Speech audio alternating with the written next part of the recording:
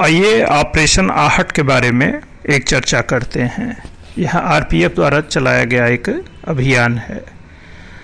Railway जो प्रतिदिन देश में लगभग 21,000 ट्रेनों का संचालन करता है और तस्करों के लिए परिवहन का सबसे विश्वसनीय साधन है, जो अक्सर पीड़ितों को काफ़ी लंबी दूरी तक ले जाते हैं। हजारों भारतीयों और पड़ोसी देशों के व्यक्तियों को हर दिन किसी न किसी गंतव्य पर ले जाना पड़ता है और जो तस्कर रहते हैं इन्हें गुलामों की तरह रहने के लिए मजबूर करते हैं।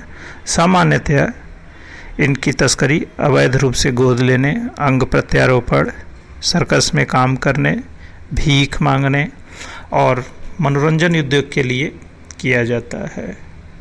तो रेलवे सुरक्षा बल जो है इसी मानव तस्करी पर रोक लगाने के लिए ऑपरेशन आहट नाम से एक राष्ट्रव्यापी अभियान शुरू किया है।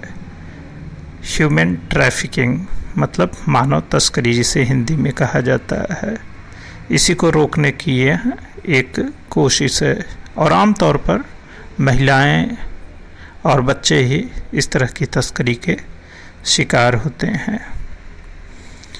और राष्ट्रीय अपराध ब्यूरो की जो क्राइम इन इंडिया रिपोर्ट 2020 है, अगर उसके आंकड़ों को देखा जाए तो 2020 में ही 1714 मामले दर्ज किए गए थे तस्करी के, और इसमें जो है 4,700 पीड़ितों की तस्करी की गई थी।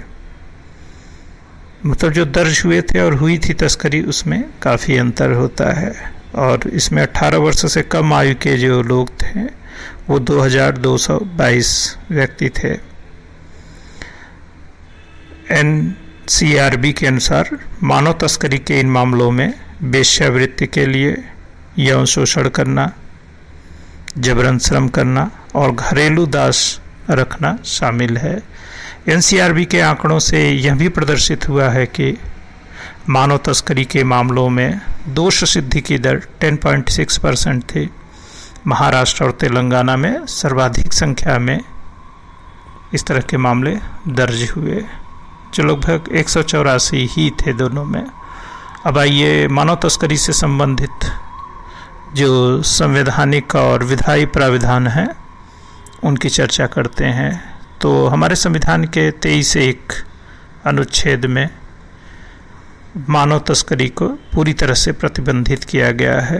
अनैतिक व्यापार निवारण अधिनियम 1956 में भी यह व्यवसायिक अनुशेषण के उद्देश्य से की गई मानव तस्करी की रोकथाम के लिए यह एक प्रमुख कानून है।